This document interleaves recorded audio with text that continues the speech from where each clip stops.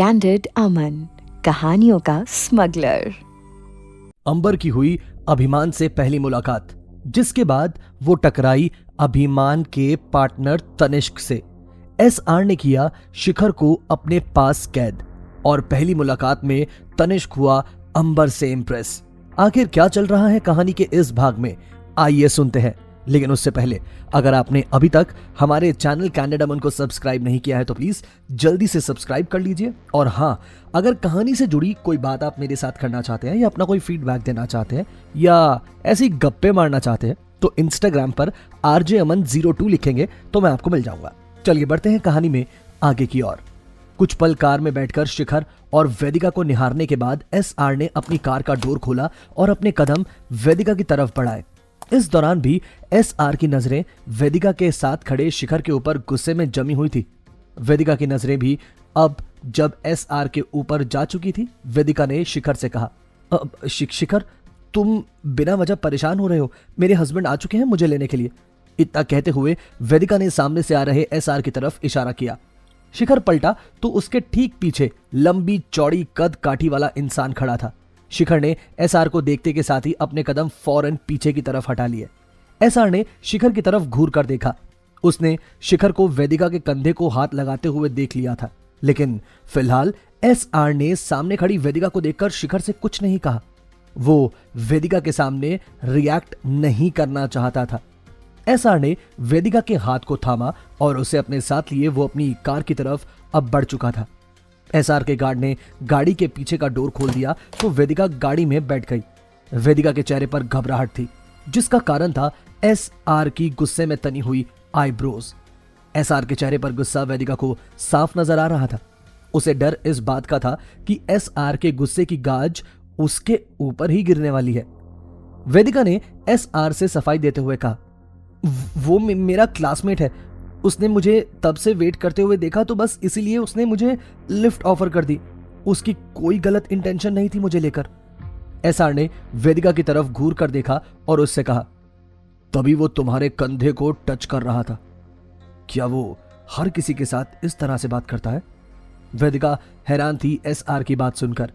SR ने किस पल ये नोटिस किया, वेदिका को इसका अंदाजा भी नहीं हुआ, लेकिन एसआर के चेहरे के एक्सप्रेशंस बता रहे थे कि अब शिखर की खैर नहीं। फिलहाल तो एसआर वेदिका को अपने साथ लिए घर के लिए निकल चुका था। वेदिका को घर ड्रॉप करने के बाद एसआर वापस अपने ऑफिस जाने वाला था। वेदिका कार में एकदम खामोश बैठी थी। उसने अपनी नजरें झुकाई हुई थी और वो किसी सोच में गुम थी। गुस्से में एसआर ने भी उसकी तरफ एक नजर नहीं देखा। विला के सामने कार रोकने के बाद एसआर के गार्ड ने वेदिका की तरफ का डोर खोला तो वेदिका कार से बाहर आ गई। एसआर ने जाने से पहले वेदिका से कहा, कॉलेज में पढ़ाई करने जाती हो तो सिर्फ उसी पर ध्यान दो। अगर कोई भी तुम्हें वहां तंग करता है ना तो तुम मुझे बताओगी, उससे निपटना मेरा काम है।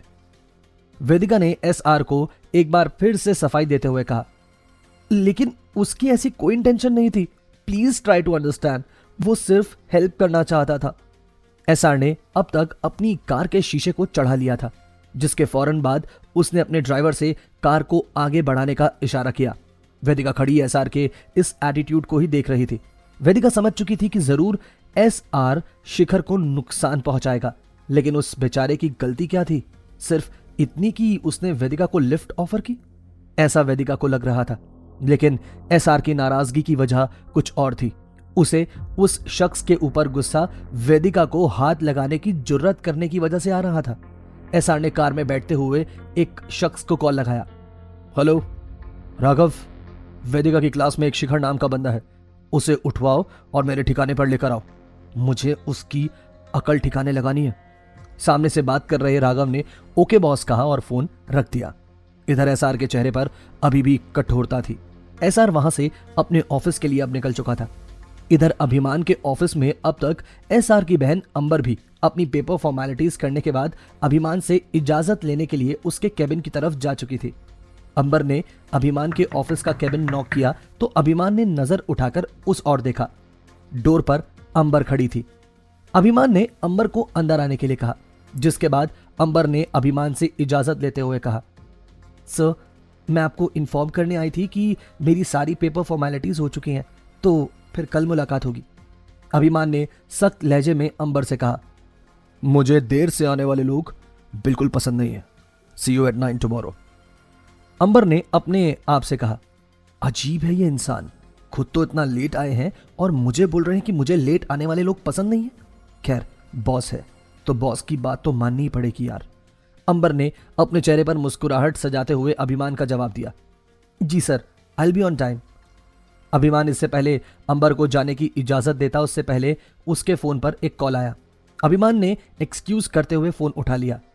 अभिमान ने सामने से बात कर रहे शख्स के ऊपर गरजते हुए कहा, तुम्हारी हिम्मत कैसे हुई मेरा कॉल मिस करने की? क्या तुम्हें पता नहीं कि मैं इसी वक्त कॉल करता हूं? अंबर अभिमान के सामने खड़ी हुई ये सब सुन रही थी। अंबर को लगा कि शायद अभिमान इस लहजे में अपनी वाइफ से बात कर रहा है। अभिमान ने आगे कहा, तुमसे एक काम ठीक से नहीं होता। उसे उसकी दोपहर की मेडिसिन दी तुमने? दी या नहीं? या उससे भी लापरवाही कर दी है तुमने? सामने से बात कर रही शख्स की बातों का अंबर को जरा भी अंदाजा नहीं था, सिवाय इस बात के कि अभिमान एक लेडी से बात कर रहा है। अभिमान ने आगे कहा, ठीक है, मैं 1 घंटे में फिर कॉल करूंगा और याद रहे मेरा कॉल मिस नहीं होना चाहिए, वरना मुझसे बुरा कोई नहीं होगा। सामने फोन पर बात कर रही लेडी को धमकाने के बाद अभिमान ने फोन रख दिया। अपनी बात पूरी करते ही अभिमान की नजर सामने खड़ी अंबर पर गई। अभिमान ने अंबर से पूछा, तुम अभी तक यहीं हो? अंबर ने भी अभिमान को फौरन ही जवाब दिया, जी सर, आपने एक्सक्यूज कहा था लेकिन जाने के लिए नहीं कहा था, so I was waiting for your order. Abhiman ने अपने सर पर हाथ रखते हुए कहा, प्लीज गो। अंबर बड़बड़ाती हुई अभिमान के केबिन से बाहर आई ही थी कि सामने से आ रहे शख्स से वो तेजी से भिड़ गई। इस दौरान अंबर का चश्मा भी निकलकर जमीन पर गिर चुका था। अंबर ने खुद से टकराने वाले शख्स की तरफ गुस्से में घूर कर देखा। अंबर ने उस इंसान पर गरजते हुए कहा, देखकर नहीं चल सकते हैं क्या आप? देखो, मेरे ग्लासेस भी टूट गए हैं। अंबर के सामने खड़ा शख्स कोई और नहीं बल्कि अभिमान का पार्टनर तनिष्क आचार्य था। 29 साल की उम्र, 5 फीट 11 इंच की height, muscular body frame, hazel brown आंखें, कर्ली बाल और डस्की स्किन।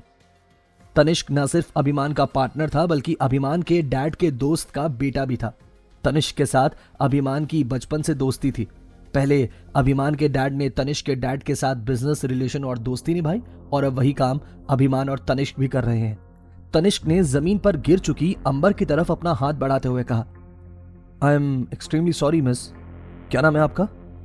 अंबर ने खुद से खड़े होते हुए तनिष्क को जवाब दिया, आप कौन होते हैं मेरी तारीफ जानने वाले? हाँ, देखिए आपने कितना नुकसान कर दिया है मेरा, चश्मा तोड़ दिया है आपने मेरा।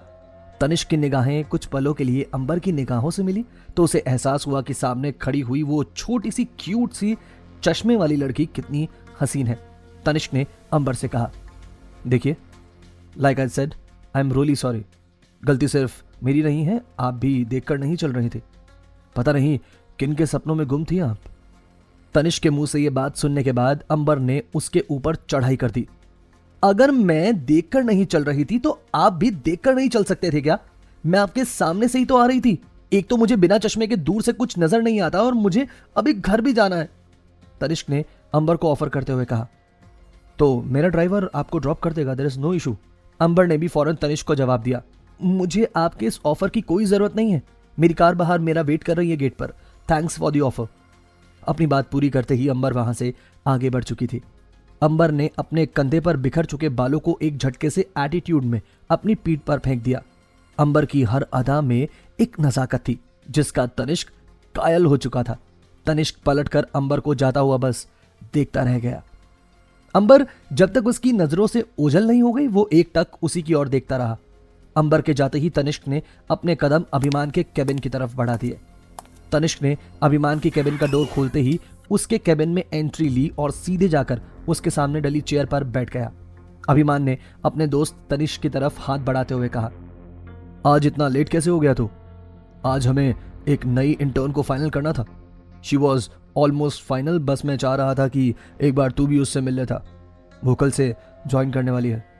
तनिष्क ने अपने दोस्त अभिमान की बात को टालते हुए कहा, वो सब तो ठीक है यार, वो तो तूने हैंडल कर ही लिया होगा ना। टेल मी वन थिंग, ये लड़की कौन थी जो अभी अभी तेरे केबिन से बाहर जा रही थी? She was fire. अभिमान ने अपने दोनों हाथों को टेबल पर टिकाते हुए कहा, तो तू मिल लिया उससे? हाँ, वही थी जिसका मैंने इंटरव्यू लिया था, अंबर नाम है उसका, कल से ज्वाइन करने वाली है वो। तनिष्क ने मुस्कुराते हुए कहा। अब तो काम करने में मजा आने वाला है। तनिष्क के चेहरे पर आई मुस्कुराहट की वजह अभिमान को मालूम नहीं थी, लेकिन उसकी मुस्कुराहट देखकर अभिमान समझ चुका था कि कुछ ना कुछ तो गड़बड़ जरूर है।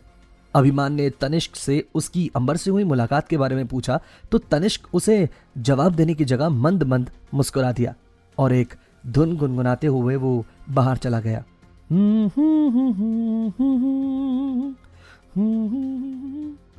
इधर शिखर अपनी बाइक पर अपने घर के रास्ते में था जब अचानक से दो कार ने उसकी बाइक को आगे पीछे से घेर लिया। शिखर को तेजी से अपनी बाइक पर ब्रेक लगानी पड़ी, जिसके बाद उन दोनों कार से 6-7 लोग बाहर आए और उन्होंने शिखर को गन पॉइंट पर उठाकर कार में डाल दिया। शिखर बार बार पूछने की कोशिश कर रहा था कि उसे कहां लेकर जाया जा रहा है और आखिर वो लोग कौन है, लेकिन उसे उसकी किसी भी बात का कोई जवाब नहीं मिला। शिखर के ज्यादा बोलने पर उन सभी में से एक आदमी ने उसके चेहरे पर क्लोरोफॉर्म का रुमाल रखते हुए उसे बेहोश कर दिया। ड्राइवर की बगल वाली सीट पर बैठे शख्स ने जिम्मेदारी दिखाते हुए अपने फोन से कॉल लगाया। हेलो बॉस, उस लड़के को उठा लिया है हमने। इधर से बात कर रहा शख्स कोई और नहीं बल्कि एसआर ही था।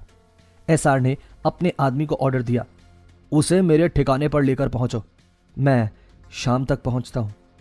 एसआर के उस आदमी ने ओके बोलकर फोन रख दिया, जिसके बाद उनकी कार एसआर के ठिकाने की ओर मुड़ गई। इधर अंबर घर वापस आ चुकी थी। घर आते ही उसकी मुलाकात सबसे पहले वेदिका से हुई। अंबर ने वेदिका से गले मिलते हुए कहा, कैसी है भाभी आप? आई एम रियली सॉरी, सुबह मैं आपसे बिना मिले ही चली गई। असल में आज मेरे ऑफिस का पहला दिन था और मैं लेट नहीं होना चाहती थी। वेदिका ने अंबर से कहा, it's perfectly fine, don't be so apologetic Ambar. Vedika से बातें करने के दौरान अंबर की नजर वेदिका की गोद में खेल रहे नन्हे से क्यूट से वैदेश पर गई। अंबर ने झुकते हुए वैदेश के गाल पर किस करते हुए कहा, कितने टाइम के बाद देखा है मैंने उसको, कितना क्यूट है ये, इसकी आंखें तो देखो एकदम युक्ति दीदी पर गई हैं। एसआर भाई, इसको संयम बुलाते हैं ना? वेदिका ने हाँ में सर हिलाया, जिसके बाद उसने अंबर से कहा, लेकिन युक्ति भाभी ने इसका नाम वैदिश रखा था। दोनों के बीच बातें चल रही थी कि पीछे से एसआर की आवाज दोनों के कान में पड़ी। युक्ति ने वैदिश नाम रखा था, लेकिन अब इसका नाम संयम है, सिर्फ संयम। खबरदार किसी ने इसको वैदिश बुलाया तो। एसआर की बात सुनने के बाद वहां मौजूद अभी लोगों के कान खड़े हो चुके थे। क्या करने वाला है एसआर शिखर के साथ? क्या शिखर को मिलेगी सजा वेदिका के लिए फिक्रमंद होने की? अभिमान इस बात से अनजान है कि एसआर की बहन कर रही है उसके साथ काम। क्या करेगा अभिमान जब उसे सच का पता चलेगा? जानेंगे कहानी के आगे के एपिसोड में।